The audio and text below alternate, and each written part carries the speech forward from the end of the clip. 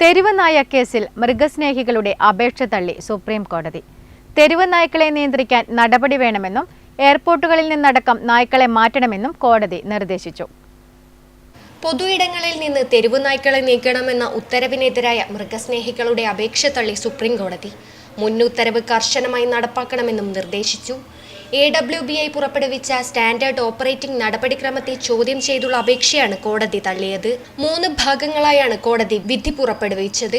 തെരുവ് നായ്ക്കളെ നിയന്ത്രിക്കാൻ നടപടി വേണമെന്നും എയർപോർട്ടുകളിൽ നിന്നടക്കം നായ്ക്കളെ മാറ്റണമെന്നും കോടതി നിർദ്ദേശിച്ചു.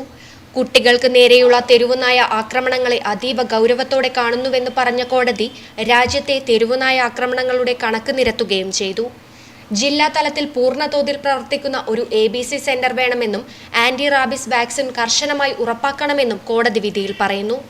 തെരുവുനായ ശല്യം ഭീകരമായ അവസ്ഥയിലേക്ക് എത്തിയതിന് പൂർണ്ണ ഉത്തരവാദികൾ സംസ്ഥാന സർക്കാരുകളുടെ നിഷ്ക്രിയത്വമെന്നും കോടതി ചൂണ്ടിക്കാട്ടി.